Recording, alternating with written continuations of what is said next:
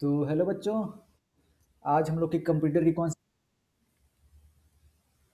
चौथी क्लास है? ठीक है। तो हम लोग अभी अपने क्लास में यूनिट वन पढ़ रहे थे। जो इसमें हम लोग क्या पढ़ रहे थे, यूनिट वन में क्या पढ़ रहे थे हम लोग? बेसिक ऑफ कंप्यूटर, यानी क्या पढ़ रहे थे हम लोग?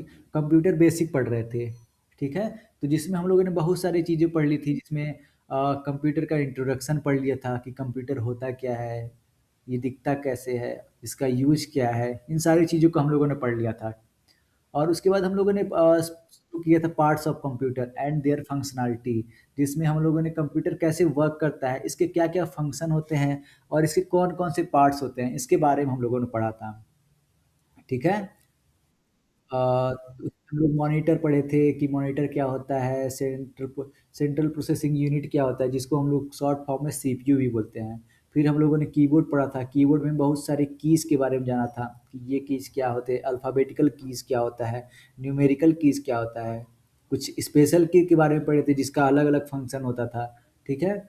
हम लोग स्पेस की के बारे में पढ़े थे, इंटर की के बारे में पढ़े थे। फिर यहाँ पे हम लोग माउस के बारे में पढ़ रहे थे। इसमें हम लोगों ने पूरी अच्छी तरीके से नहीं पढ़ा था इसको, माउस को। फिर स्पीकर के बारे में हम लोग ने नहीं पढ़ा था। प्रिंटर होता है इसका। ठीक है। कंप्यूटर का एक पार्ट। ठीक है। तो माउस का यूज क्यों होता है? It is use two point item. Item mouse का यूज क्यों क्यों किया जाता है बताओ? ये जो माउस है कि चूहे जैसा दिख।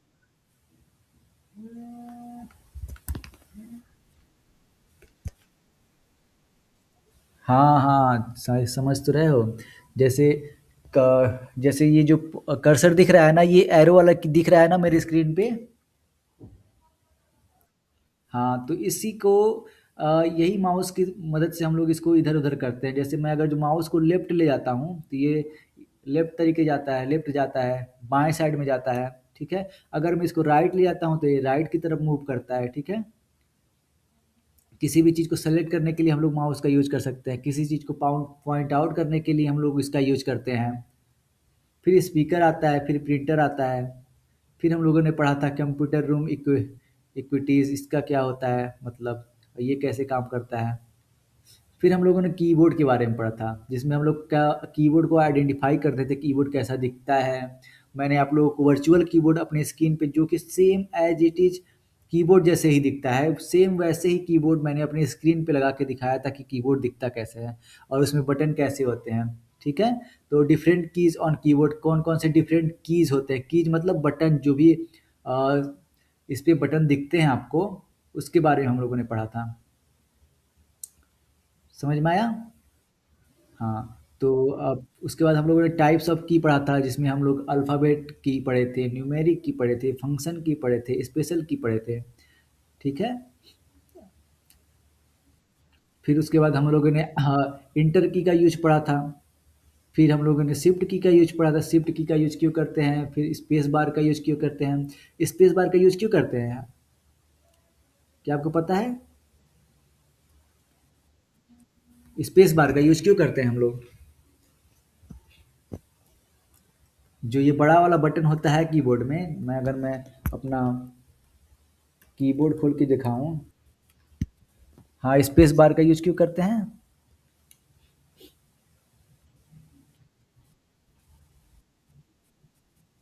हाँ, दूर दूर करने के लिए। जैसे ये वाला स्पेस बार है ना, ये जो बड़ा सा बटन जो मैं दबा रहा हूँ, ब्लू कलर का दिख रहा है, दबाने पर ब्लू हो जा रहा है, वही स्पेस बार कहलाता है।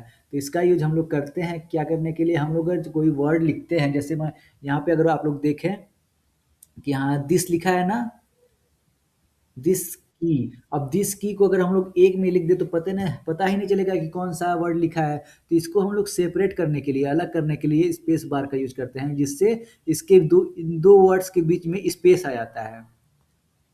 ठीक है। समझ में आया? हाँ। तो इसी के लिए हम लोग स्पेस बार का यूज करते हैं, और कोई स्पेशल यूज नहीं होता है। ठीक है इसका। हाँ। तो उसके बाद हम लोगों ने बैक स्पेस के बारे में पढ़ा था। बैक स्पेस क्या होता है? बैक स्पेस वो होता है अगर हम लोग कुछ लिखते समय कुछ गलती कर दें, तो हम लोग को उस कैरेक्टर को, उस लेटर को अगर हमें मिटाना पड़ेगा, तो हम लोग को क्या करना पड़ेगा? बैक स्पेस की मदद से हम लोग एक-एक लेटर करके उसको हम लोग इरेज़ कर सकते हैं, मिटा सकते हैं। ठीक है? हाँ, हाँ।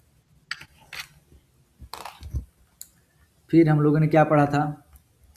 एरो की का यूज़ क्यों करते हैं? ये देखिए आपका एरो की होता है जो कि कीबोर्ड में होता है। रुकिए मैं आपको दिखाता हूँ कैसे होता है। ये जो एरो की होता है देखिए यहाँ पे 1, 2, 3, 4 4 टाइप के एरो की होते हैं जिसमें हम लोग एक अपवर्ड होता है, एक डाउनवर्ड होता है, एक लेफ्ट साइड एरो होता है, एक राइट साइड एरो होता है। ये अपवर्ड करने पे जो हम लोग का माउस का कर्सर है वो ऊपर जाता है, और ये डाउनवर्ड करने पे नीचे जाता है, लेफ्ट करने पे लेफ्ट जाता है, राइट करने पे राइट जाता है।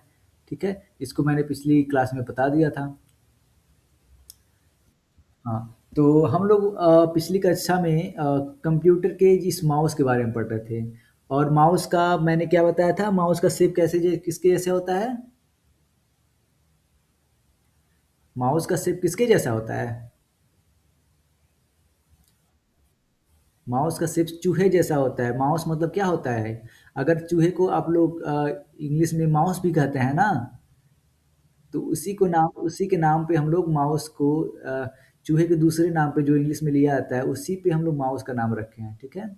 जो कि चूहे जैसा दिखता है। और इसका यूज़ क्या होता है? सबसे पहले माउस में कितने बटन होते हैं ये बताओ? हाँ, 3 बटन होते हैं, एक लेफ्ट बटन, एक राइट बटन। और अगर आप लोग को क्वेश्चन में पूछेगा कि हाँ, माउस में कितने बटन होते हैं, तो आप 2 बताएँगे। कितने बटन? 2 बटन बताएँगे। और ये जो तीसरा चीज़ होता है वो स्क्रॉल होता है, स्क्रॉल करने के लिए व्हील होता है। जैसे आप लोग को साइकिल में एक पहिया दिखता होगा ना, जिससे वो घूमता है।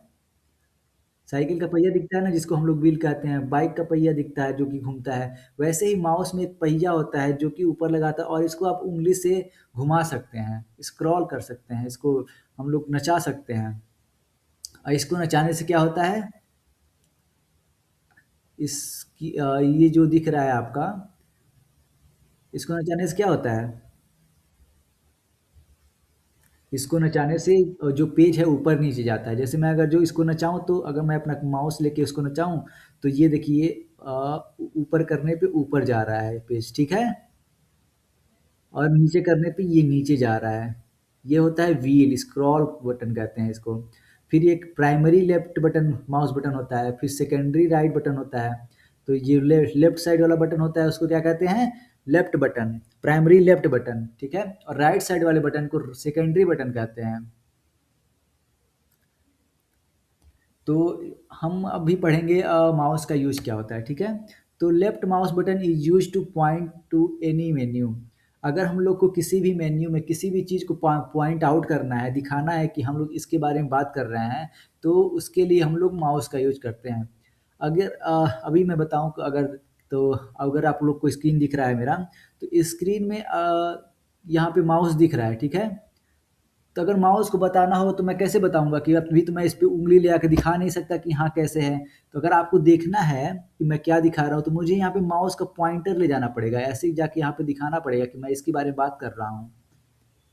ठीक है?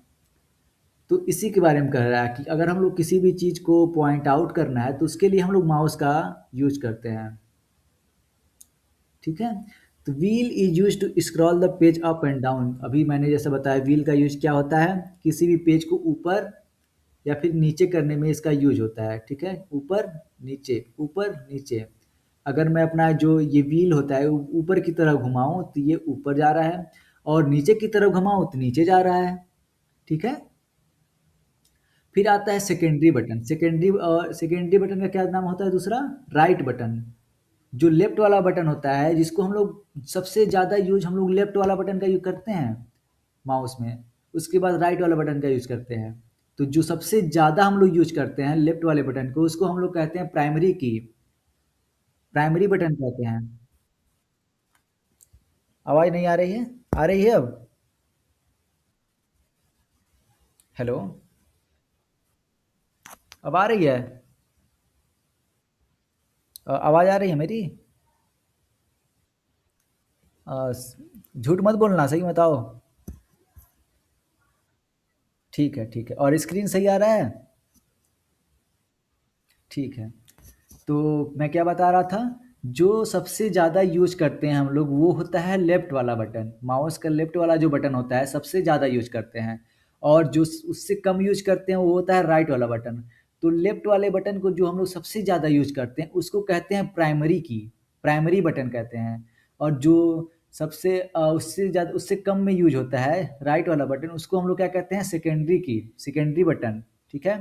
तो ये आपका, ये जो मैं गोला बनाया हूँ ये आपका राइट बटन हो गया। ये जो छोटा वाला इधर वाला पोर्शन है ये लेफ्ट बटन हो गया। और ये जो इधर वाला बटन है, ये वाला बटन है, ये आपका कौन सा हो गया, राइट बटन। तो इसको क्या कहते हैं, सेकेंडरी बटन। और इसको क्या कहते हैं, प्राइमरी बटन। हाँ। और प्राइमरी बटन क्यों कहते हैं इसको, क्योंकि हम, हाँ, क्योंकि ये सबसे ज़्यादा यूज होता है। और सेकेंडरी बटन क्यों कहते हैं इसको, कम यूज होता है। और व्हील का क्या यूज मैंने बताया था,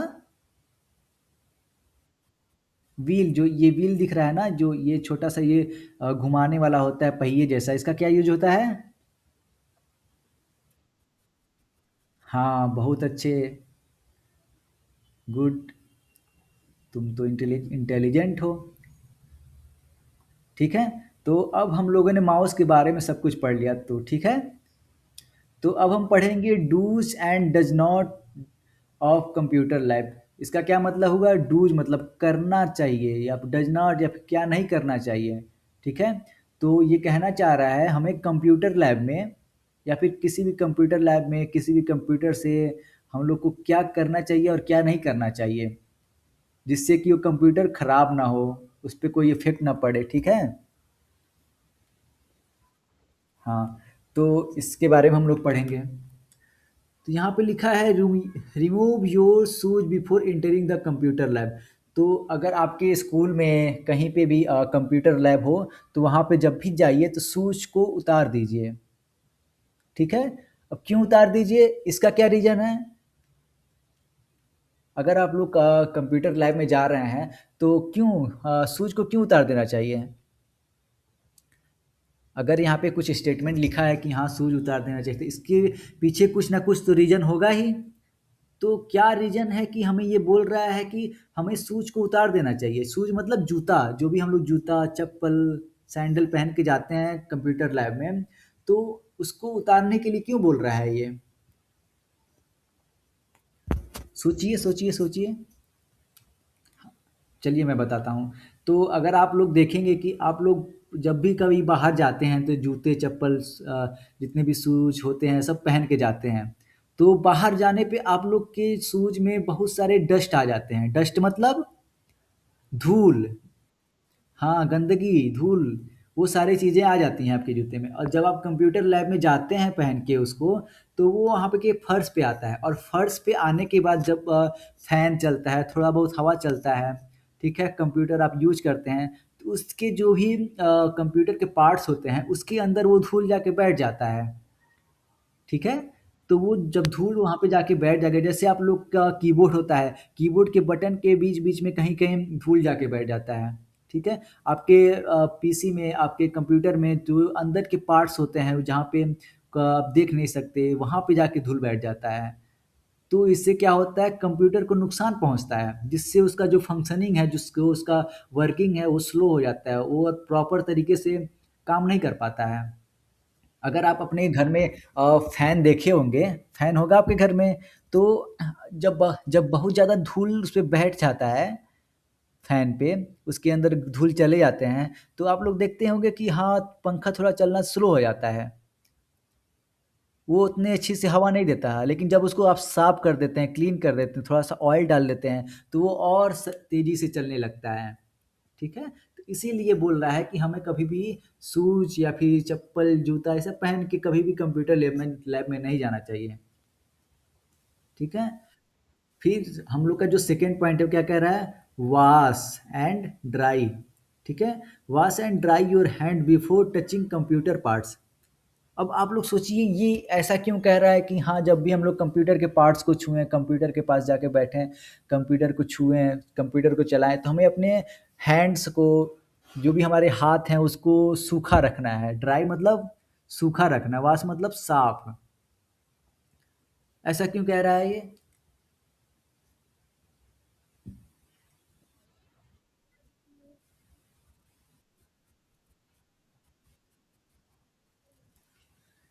हाँ, तो अगर आप भीगे हाथ लेके जाएँगे और कंप्यूटर को छुएँगे, तो आपके हाथ में जो पानी रहेगा, वो आपके हाथ में से कंप्यूटर के किसी पार्ट में चला जाएगा, तो वो खराब हो सकता है, ठीक है?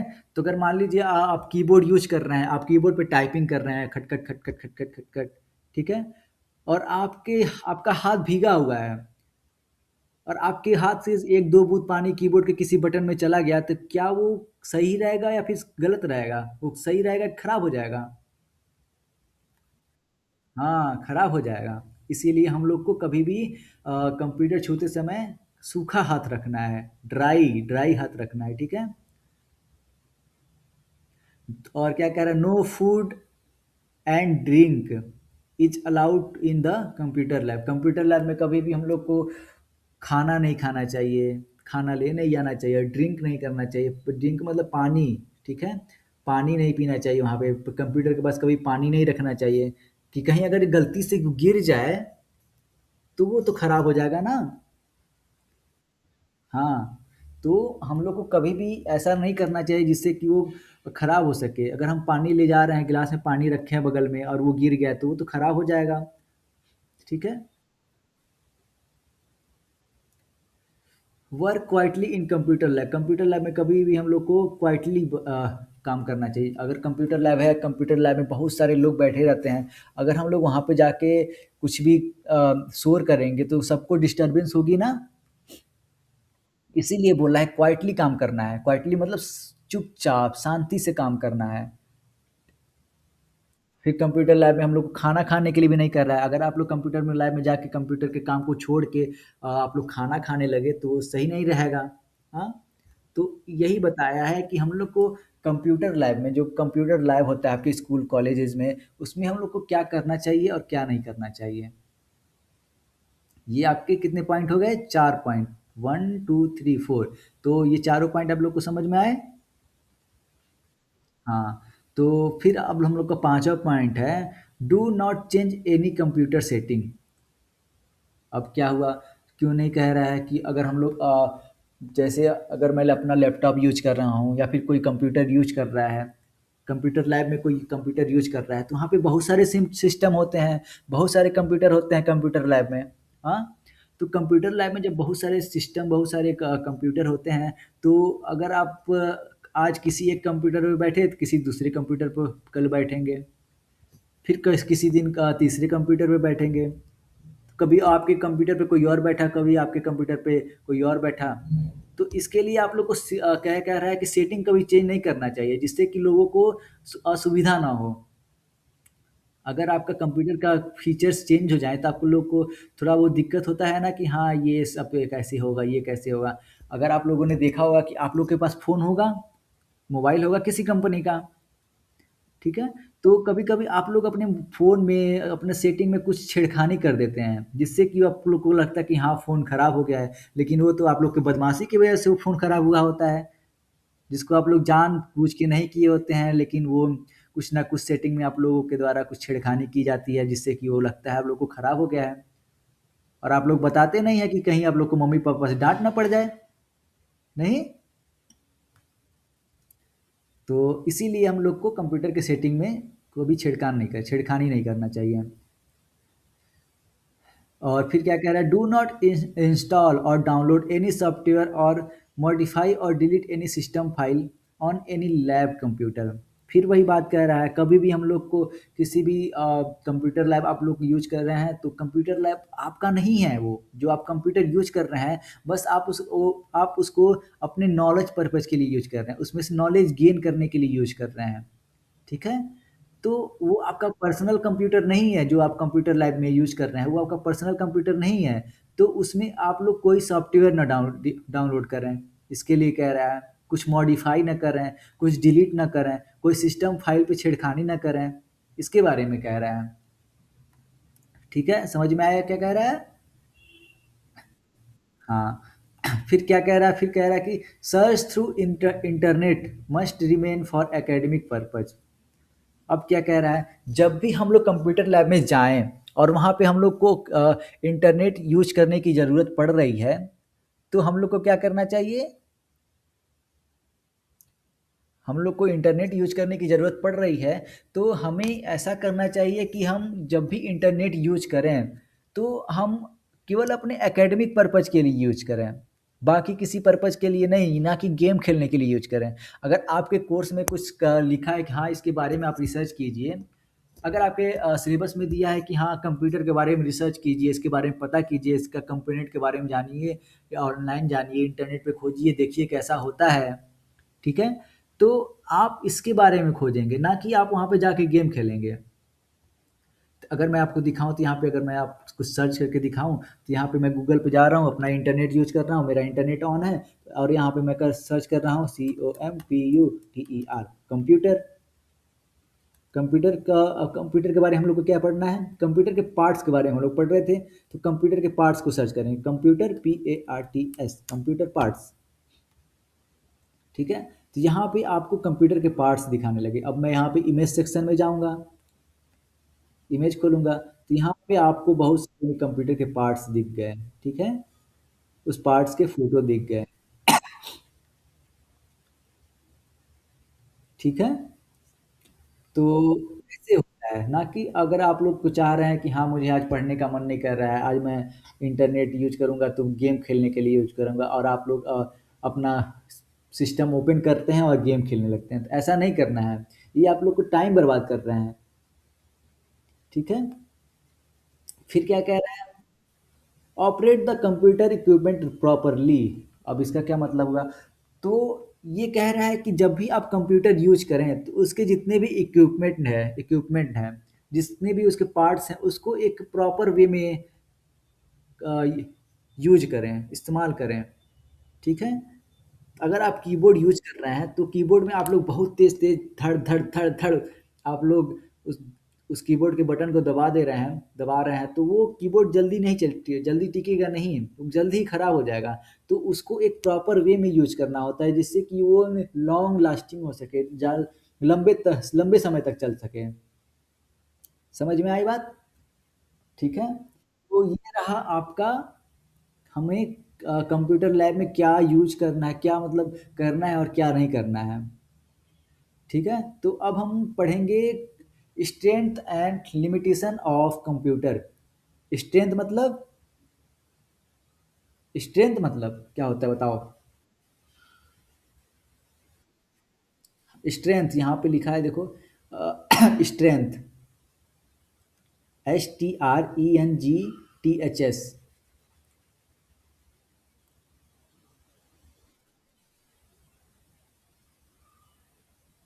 स्ट्रेंथ मतलब आपके, अगर जो आपको समझाने के लिए मैं बोलूँ तो एक तरह से ये मजबूती हो गया।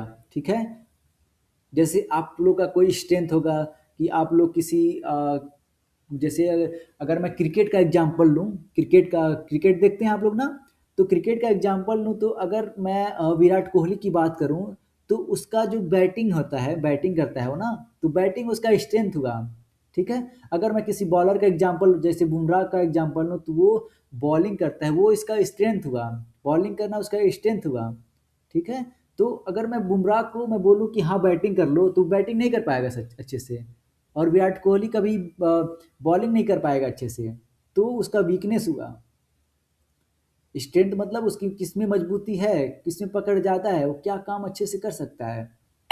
ठीक है, तो strength and limitation of computer, computer के हम लोग स्ट्रेंथ और लिमिटेशन के बारे में जानेंगे। लिमिटेशन मतलब वो किस हद तक काम कर सकता है, क्या क्या काम कर सकता है, क्या नहीं कर सकता है, इसके बारे में पढ़ेंगे। तो सबसे पहले हम लोग स्ट्रेंथ के बारे में पढ़ते हैं।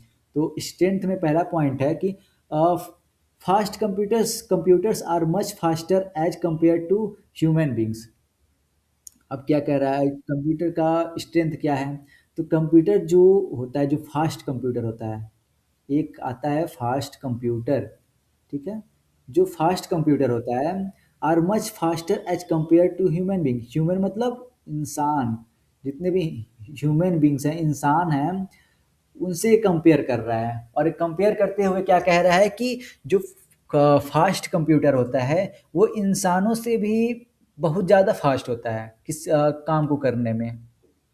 जैसे मैं अगर मैं एग्जांपल लूँ कि हाँ, अगर आप लोग को कैलकुलेशन करना है और मैं कैलकुलेशन में नंबर दूँ, हाँ, 68 और 105 को मल्टीप्लाई करो, तो क्या इसको करने में हम लोग को समय लगेगा? इंसानों को समय लगेगा? हाँ, इसमें कुछ सेकंड लग सकते हैं, कुछ मिनट भी लग सकते हैं। लेकिन यही काम अगर हम कंप्यूटर के बोलें, कंप्यूटर के कैलकुलेटर को बोलें, तो कि उसको कितना टाइम लगेगा? मुश्किल से 1 सेकंड लगेगा, 1 सेकंड से भी कम लगेगा और वो तुरंत कैलकुलेट करके दे देगा। हाँ, तो यही कह रहा है कि fast computer are much faster as compare to human being. जो ह्यूमन बीइंग है, जो इंसान है, उनसे कई गुना ज़्यादा फास्ट होता है। और किसकी बात कर रहा है? क्या फास्ट होता है? फास्ट कंप्यूटर, ठीक है? हाँ, फिर आता है एक्यूरेट कंप्यूटर। एक्यूरेट होता है, क्या होता है accurate? Computer can perform all calculation accurately.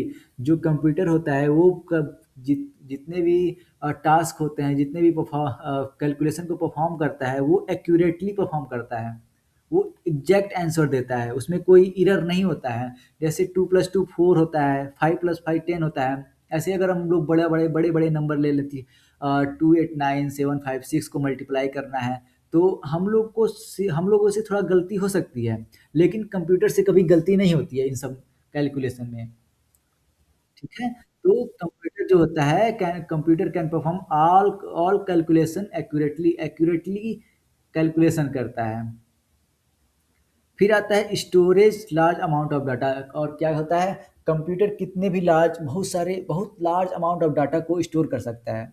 जैसे आप लोगों ने अपने फ़ोन में मेमोरी रखते होंगे, ठीक है? मेमोरी में बहुत सारे वीडियोज, बहुत सारे फोटोज, गाने, बुक्स भी रखते होंगे कि हाँ, आज मुझे ये बुक पढ़ना है।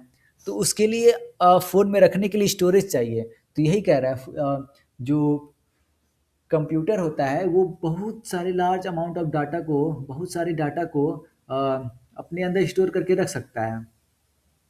Reliability, computer are more reliable than human. तो कंप्यूटर जो होता है वो इंसानों से ज़्यादा रिलायबल होता है, ठीक है?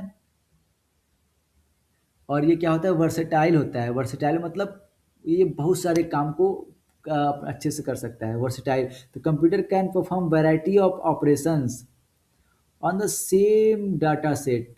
क्या होता है? वैरायटी ऑफ ऑपरेशन को, बहुत सारे ऑपरेशन को परफॉर्म कर सकता है, बहुत सारे ऑपरेशन को परफॉर्म कर सकता है on the same data set के बेसिस पे जो उसको डाटा प्रोवाइड किया जाता है। जैसे अगर हम लोग किसी भी कंप्यूटर को कुछ इंस्ट्रक्शन दे, कुछ बोले कि ये काम करो और ये आपके पास इंफॉर्मेशन है, ये डाटा आप लोग को दिया जा रहा है, ठीक है? तो वो उस डाटा के बेसिस पे उस ऑपरेशन को कई तरीके से परफॉर्म कर सकता है, ठीक है? तो कितने जितने भी ऑपरेशन होते हैं उसको वेरियस तरीके से परफॉर्म कर सकता है। इसीलिए इसको क्या बोला गया है? वर्सटाइल। कंप्यूटर को क्या बोला गया है? वर्सटाइल होता है ये, ठीक है? हम्म। फिर आता है क्या? लिमिटेशन। तो कंप्यूटर का लिमिटेशन क्या होता है? कंप्यूटर के पास आईक्यू नहीं होता है। जैसे इंसानों के पास, ह्यूमन बीइंग के पास आईक्यू होता है कि वो लॉजिकली सोचते हैं कि हाँ, ये काम करना चाहिए। वो इमोशनली किसी से कनेक्ट होते हैं। जैसे अगर हम लोग देखें तो हम लोग अपने मम्मी पापा से इमोशनली कनेक्ट हैं कि हम लोग को इनका बात करना है, ये हम लोग के बड़े हैं तो इनका आदर करना है, इनका सम्मान करना है, ठीक है? तो ये हम लोग का आईक्यू डिसाइड करता है कि हम लोग को कैसे हम लोग को अपना दिमाग दौड़ा सकते हैं, कैसे क्या कर सकते हैं, ठीक है? तो लेकिन ये कंप्यूटर के पास नहीं होता है, इसके पास नो इमोशन होता है, कोई भी इमोशन नहीं होता है, नो नो आईक्यू होता है, कोई आईक्यू नहीं होता है, ठीक है? और कंप्यूटर जो होता है इलेक्ट्रिसिटी पे वर्क करता है। अगर इलेक्ट्रिसिटी चली गई तो कंप्यूटर बंद हो जाएगा, बैटरी खत्म हो गई तो फ़ोन डेड हो जाएगा, बैटरी खत्म हो गई तो लैपटॉप बंद हो जाएगा, ठीक है?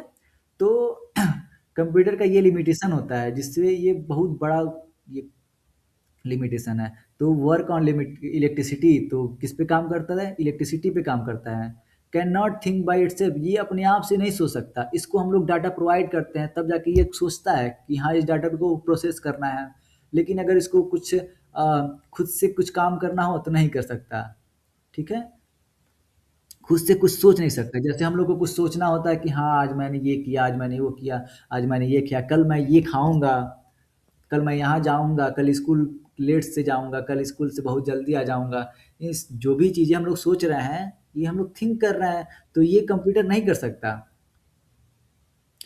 फिर ये चौथा पॉइंट होता है अनेबल टू टेक डिसीजन। हम लोग डिसीजन लेने के लिए ये कैपेबल नहीं होता है। जैसे अगर हम लोग को डिसाइड करना हो कि कल हमें साइकिल चलाना है कि नहीं चलाना है, तो ये इसके लिए हम लोग अपने सिचुएशन को समझेंगे कि हाँ चला सकते हैं कि क्या क्या कंडीशन है, तो उन सारे कंडीशन को फॉलो करेंगे और अपने डिसीजन लेंगे कि हाँ या तो मैं साइकिल चलाऊंगा या तो नहीं चलाऊंगा, दोनों में से एक डिसीजन लेंगे। लेकिन कंप्यूटर आपको डिसीजन नहीं दे सकता। ठीक है? हाँ, तो लिमिटेशन आप लोग पढ़ चुके, आप लोग स्ट्रेंथ पढ़ चुके, तो यहीं पे आप लोग का यूनिट 1 खत्म होता है। और मैं आप लोग को ये होमवर्क में भेज दूँगा, ठीक है? तो आप लोग इसको कर लीजिएगा और मुझे व्हाट्सएप पे भेज दीजिएगा व्हाट्सएप ग्रुप में कल, ठीक है? कल तक भेज दीजिएगा जिसको मैं चेक करके आप लोग को बता दूँगा कि आप लोग क्या सही किए हैं, क्या गलत किए हैं। और पूरा वीडियो देखने के बाद ये पूरा सॉल्व कीजिएगा, नहीं तो आप लोग को गलत हो सकता है, गलत कर सकते हैं। तो आज की वीडियो को हम लोग यहीं एंड करते हैं, ठीक है? इसका मैं रिकॉर्डेड वीडियो भी प्रोवाइड कर दूँगा आप लोग को। Then thank you.